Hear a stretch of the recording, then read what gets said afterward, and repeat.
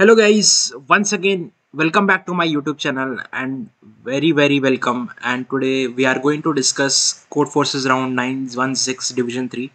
So I have solved till E problems A B C D E, and sorry, bear with me today. Today I will discuss the solutions in English. The purpose of discussing the solutions in English is to check my reach to the target audience and plan accordingly that which language should I prefer for the communication. So let's get started. We are going to discuss all the problems from A to E. I tried doing F as well. I had a approach for F as well, but I don't know why it is failing, and I am 90% sure that the approach that I thought of F is correct. So let's get started, guys. As always, we will read each and every problem very carefully, and if we face some difficulties in understanding any step, we will ask to me. So we will approach. So let's start with problem A. The problem A says problem solving log. Let's read the problem statement. Monocarp is participating in a programming contest which features 26 problems named from A to Z. The problems are sorted by difficulty. Moreover, it's known that Monocap can solve problem A in 1 minute, B in 2 minutes, and so on. After the contest, you discovered his contest log, a string consisting of uppercase Latin letters, such that the ith letter tells which problem Monocar was solving during the ith minute of the contest. So problem says that we have 26 problems from A to Z, and for solving the problem with let's say alphabet X, the number of minutes it will take to solve that problem will be the position of that character in the alphabet. So you are given a string where the ith character will tell that which problem Monocap was focusing upon the ith minute. If Monocap had spent enough time to solve it, he solves it. Okay, so if Monocap spends the time required to solve a particular problem if we are considering that string, then we can say that Monocap has solved that problem. Otherwise, he has not solved it. So given Monocap's contest log, calculate the number of problems he solved during the contest. So we are given the string. So using that string, we have to calculate the number of problems Monocap had solved during the contest. So let us see one example to understand the problem in more depth. So I'm picking the first test case. I am writing it on my iPad.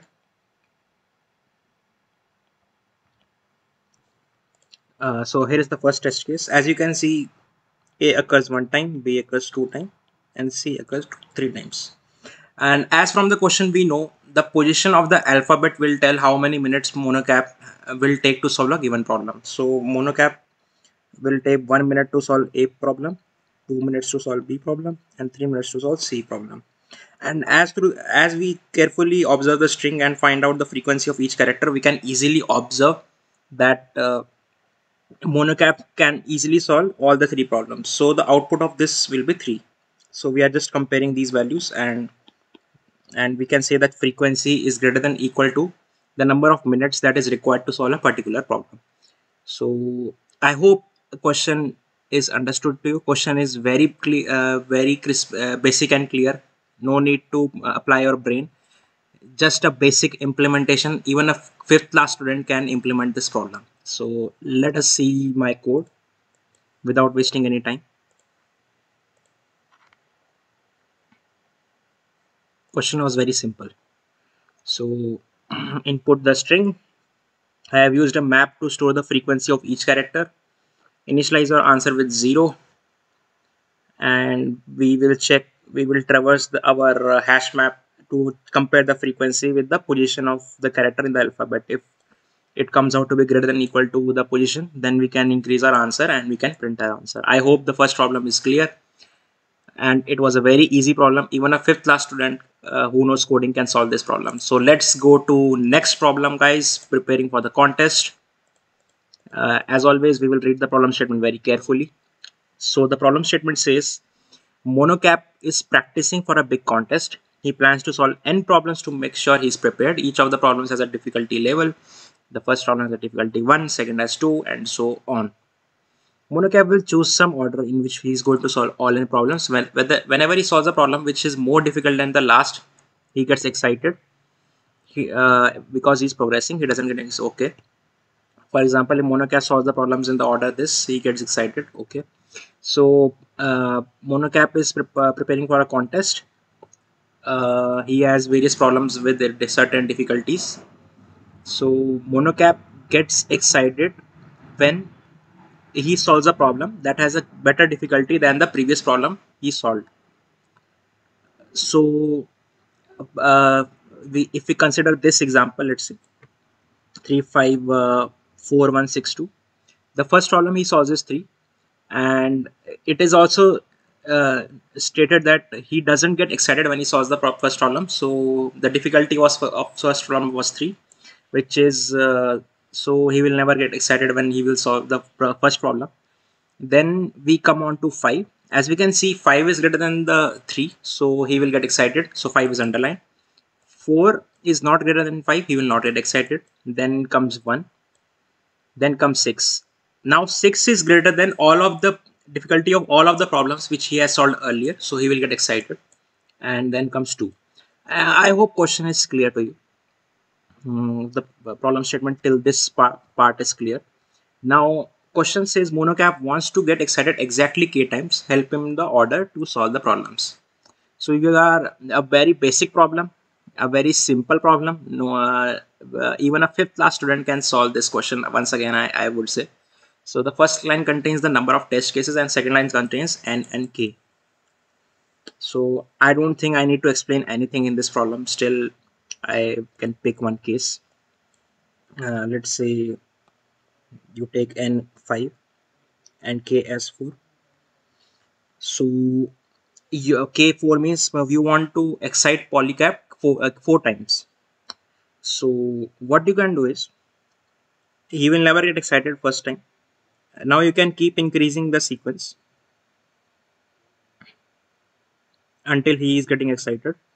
Once his excitement is no more required, you can start decreasing the sequence. What I mean is, let us pick the first case, 6-2. The first problem doesn't matter whether he picks any. Let us say we pick the problem with difficulty 1, and then we can increase it because we want to excite him. Then we can again increase it because we want to excite polycap. Now we have excited him 2 times. Now we can start decreasing k like this, 654. So he will never get excited. One thing to note here is he is getting excited here 3 times. So we need to increase the sequence k minus 1 times, not k times. So we will increase it only 1 time. So we will go until 2. Now we will start from the last part because he will get excited automatically. If we start from the last problem, then we can go in reverse. So this is one strategy. There are 100 available strategies to solve this problem. So nothing to worry about. Very simple problem, very basic problem. Let's look at the code of the problem. First of all, if k is 0, then we will print the sequence in the reverse order. Otherwise, we can print 1. And while k is greater than 1, we can print the sequence in increasing order. Now we will pick the last element and start uh, to print our sequence in the decreasing order. I hope the solution is clear. Now let's move on to C problem. C problem is quest. Monocap is playing a computer game. In order to level up his character, he can complete quest. There are n quest, 1 to n. Monocap can complete quest according to following rule. The first quest is always available for competition. The ith quest is available for the competition if all the quests that are there that were there previously before that quest are solved at least once. Note that monocap can complete the same quest multiple times. For each competition, he gets some experience point. For the competition, for the first completion, he gets AI points. For the subsequent completion, he gets BI's points. Monocap is a very busy person, so he has free time to solve no more than k quest. Your task is to calculate the maximum possible total experience monocap can get if he can complete no more than k quest. I hope the problem is clear. The problem statement states that there are n quest that monocap is participating in, and monocap has to follow some rules. First quest is always available, but to solve any ith quest other than the first quest, he has to solve all of the quest at least once which come before that quest. Now if monocap is participating in the quest first time, he will get AI points. Otherwise, if he is participating second or third time, he will get BI points. Now monocap can only participate in KA quest, so we have to find the maximum possible score which he can get. As constraints are very simple, it is very clear that we have to solve the problem in linear time or something n log n or similar. So I will tell you one very simple approach. This approach works on the principle that uh, if we uh, if we participate till ith quest only, what is the maximum score that we can achieve? If you think like this, the problem is solved, and it's a very basic concept, basic thing.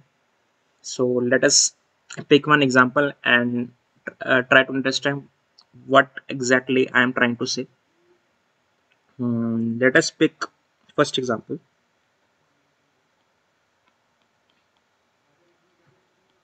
I have written my first example on my iPad. So here are these 5 quests.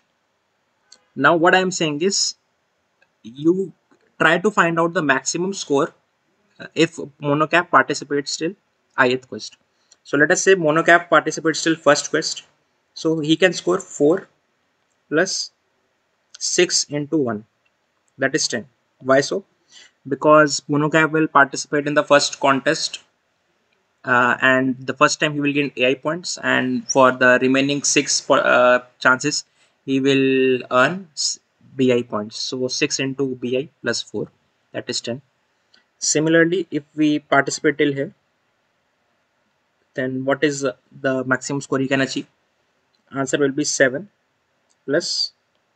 Now one thing we have to consider is we have to pick the maximum BI which we have gone through so far. So as you can see, if we compare this one and this one, both are equal. So the maximum value of BI is 1. So we will add 7 plus 5 into 1. Why 5? Because we have already participated in 2 quests. So for this, answer will be 12 if we participate this point. Similarly for third one, 7 plus 1 into 4, that is 11. If we participate till this point, then 7, 10 plus 3 into 1, that is 13. So 13 is maximum out of these, so 13 will be the answer. So I hope you have a basic idea of the solution in your mind. So we will check for each quest. If we participate till ith quest, what is the maximum score that we can achieve? And for that we will take the sum of the first ith quest for AI, and we will take the maximum value of BA and multiply it with the remaining chances that we have. In case we are left out of chances, then we will just simply break our rule. So nothing very, again, very basic problem. Fifth class child can also solve this if he knows coding. Then if we look at my code, we will input nk max b will store the maximum value of b that we have achieved so far. We have now 2 variables, answer, current. Again, we initially declare a 2 vectors a and b, we input them. Now we are checking for each I what is the maximum score that we can achieve. So k equal to, if k is 0, then we are not left with any quest. We simply have to break, otherwise we will take the current sum. We'll subtract k, we will take maximum of b, and to calculate the answer we will consider the current AI that we have achieved, the sum of the AIs, and maximum B into the quest that we are left with, and then we will print our answer. Hope the solution is clear to you. I hope so. Let's move on to problem D, guys. Problem D is a good one. I thought of a DP approach. Maybe there are some other possible approaches as well. So I'm going to discuss DP approach with you all. So let's read the problem statement once. Winter holidays are coming up. They are going to last for n days. During the holidays, Monocap wants to try all these activities exactly once with his friends: go skiing, watch a movie, play board games. So Monocap has to try exactly one activity with each of his friends. Monocap knows that on the I day, exactly A friends will join the film, BI will join for movies, CI will join for board games. Monocap knows that he can't try more than one activity in a single day. He asks you to choose 3 distinct days in such a way that total number of friends joining him for the activities is maximized. So a very basic problem. If we just don't look at the story, the problem says that you are given 3 different arrays and you have to select 3 distinct indices, and for each 3 distinct indices you have to select one element from A, second one and the other another from B, and third from C, such that their sum is maximized. I hope the problem is clear. If we don't read this story, the problem says that you are given 3 arrays, you have to select 3 distinct indices and 3 different elements corresponding those indices. From one index we choose only one element from each of these 3 arrays. So, and we have to maximize the sum of these elements. So again, let's look at one example to make it more clear to you. I am writing out the first example.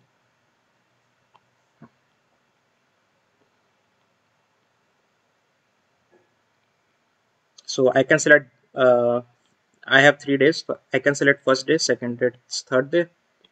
So the maximum value can be 30. So we can print 30. We will select, for the first day, we will select this B array. For the second day, we will select A array. And for the third day, we will select C array. So if we take the sum, we will get 30. That is our answer.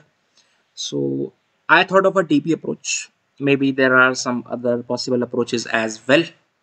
So whenever, as always say, whenever we talk about dynamic programming solution, I always think in terms of memoization. I never go in terms of tabulation. Going in terms of tabulation is very tricky, and some people might not get it how the tabulation solution is working.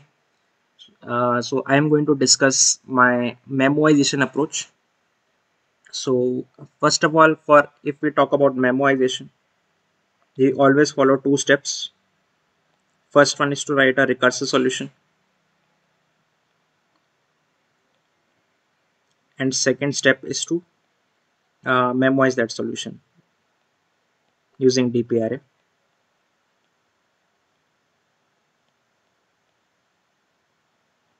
Okay, so guys, let's see how to write a recursive solution for this problem.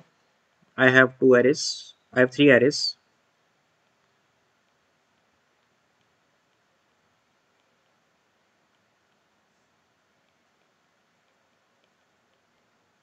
Okay, guys, and I have n days. Now I can start traversing through these days. Like I can go for first day, second day, third day, and so on up to nth day. And for each day, we have only have one choice. Either we can pick A1. We have 4 choices exactly. Either we can pick A1, either we can pick B1, if we and either we can pick C1, or either we can pick none of them. I hope you are understanding. For each index, we have 4 possibilities. Either we can pick A1, B1, C1, or none. And please make sure if we pick some, if we have already chosen some element from a given array, let's say I have already picked one element from A array, then I can't pick element from that array A again. So let's see how we can create a recursive solution out of this. So base case is we can take 3 flag variables A1, A2, B1, and C1. This A1, B1, C1 will indicate that we have chosen a element from these arrays. A1 will denote that we have chosen already chosen one element from A1 array. Similarly, B1 and C1. So base case is either we reach end of the array. Let's say index is the day we are denoting. If index is equal to size of the array, then this is one base case, and for this our answer will be minus infinity. Why so? Because we didn't select all three distinct indices, that's why. And second case, base case is a1 is equal to 1, all are 1. This implies that we already have selected three distinct indices with the correct a1 b1 c1. In this case we will return 0. Why we are returning 0? Because when we are selecting some index, we are already adding the number of friends to our answer. We will see in the code itself how it is working. And yeah, these are the two base cases. And or otherwise we have these four conditions that, as I discussed. Either we can pick from a1, b1, c1, or neither of three. And picking from a given array will be based on the flag values that we are using. We will check if these flag values are 1 or not. If they're already 1, then we can't pick from the selected array that we are trying to pick. So I hope this is clear. So as you can see, if we see how many dimension dp is there. So one dimension is required for index, and three more dimensions are required for storing the flag values. I hope. Also think that there might be a better solution for also for this problem, but I am sharing the DP approach. So let us look at the code, how my code is working. So I have created one DP array, and so this here I am taking input of all the three arrays ABC, and I am initializing my DP array as -1, and I am taking input. Then I am calling my function. Let's see how my function works. If all three values are 1, that means I have already picked three elements from these three arrays. We can simply return 0. If index is equal to size, then we return minus infinity. We take -1 because it is working as well. So if I will check my DP array, this is the memoization condition. If my value already exists for the particular arguments parameters, then I can simply return my answer. Otherwise I will uh, this is the case where this is the first case where we are not picking any element. We are directly skipping that day. Otherwise we have again three options left. If we have not chosen any element from my first array, then I can choose it from first array, otherwise second array or third array, and I will update my flags accordingly as per the array that I am that I've chosen to pick my current activity number of friends. And at the end we this is again a memoization condition. Memoization, we are storing our answer in our DP array, and as you can see I'm taking the maximum values of all of three.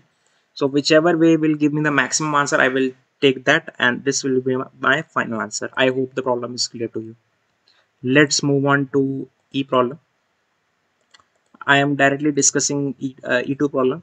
I will not discuss E1 problem. There is the problems are similar. There is difference of constraints. So I am sharing the most optimized approach with you all. We will not discuss any brute force approach. The problem name of the problem is game with marbles. Recently, so let's read the problem statement. Recently, Alice and Bob were given marbles of n different colors by their parents. Alice has received A1 marbles of color 1, A2 of 2, and so on. Bob has received B1 marbles of color 1, B2, and so on.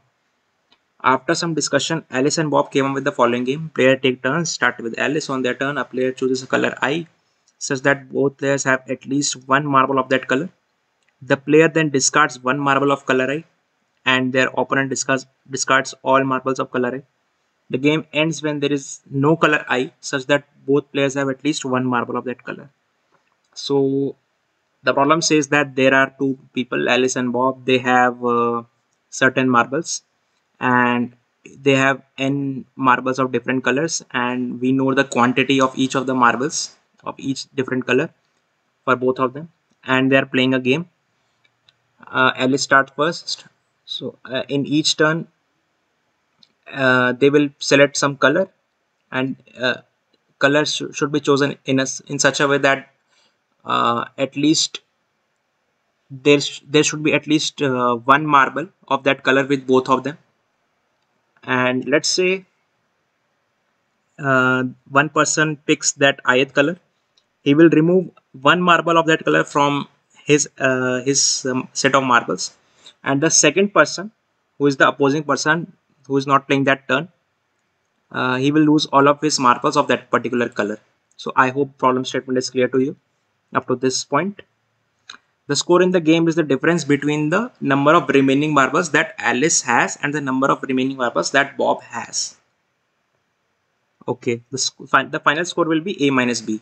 What is A? The sum of the quantity of all marbles that Alice is left with, and B is the sum of the quantity of all the marbles that Bob is left with.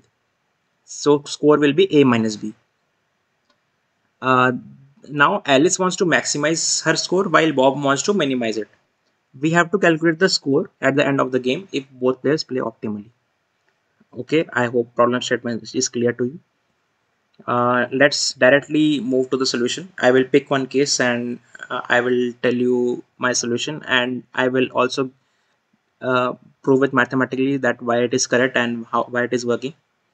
Uh, so let us pick last example. I am writing it on my iPad.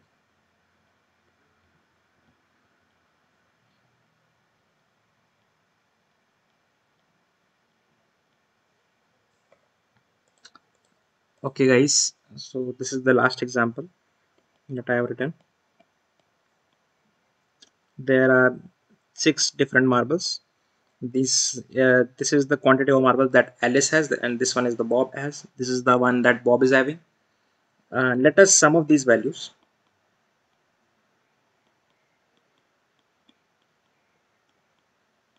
Now, one thing to note here is that we have to max. Alice wants to maximize the value of A minus B, while Bob wants to minimize the same value. So, what is the best possible turn that Alice can take during this game? Alice will take such an index for which A is increasing as much as possible and B is decreasing as much as possible. So let us say Alice chooses some index I. Alice will earn AI minus 1 and Bob will lose BI. This is the equation for the ith turn if Alice performs the move. Okay, so let us solve it. A plus AI minus 1 minus B plus BI. This comes out to be A minus B plus AI plus BI minus 1. So as Alice wants to maximize this value, Alice will choose such an index for which AI plus BI will be maximum.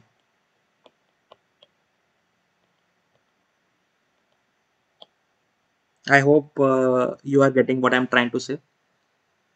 If we look at it again, if we let's say for at a given instance, Bob has Alice has scored A and Bob has scored B, and we know that Alice wants to maximize the value of A minus B. So let's say Alice picks the ith index. So the score of the Alice will be A plus AI minus 1 and the score of the Bob will be this B minus BI. If we solve it, we can see that it comes out to be something like this, and we can see that we can maximize this value if and only if AI plus BI is the maximum value possible. So here's one point to note. We will pick the index whose AI plus BI is maximum for Alice. Now let's look what happens for Bob. Now Bob wants to minimize the score, right? So we have this A minus B. Bob wants to again we consider this.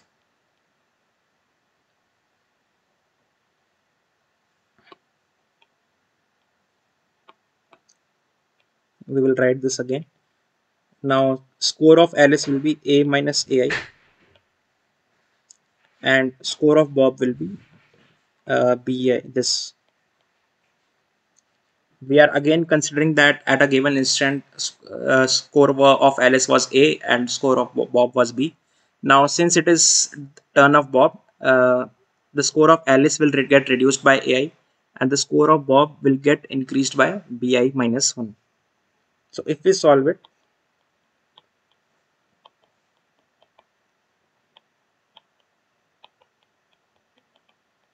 we get this. Now to, as you can clearly see, the again the best approach for Bob will be to choose the index whose AI plus BI is maximum. So for both of the players, the best possible index that they can choose for their turn will be the index whose AI plus BI is maximum. So yeah, this is it. If you wrote some equations on pen and paper and you make some clear observations, then there is nothing much left in this problem. So this problem is also very basic. Even a fifth class student can solve this problem if he knows how to code.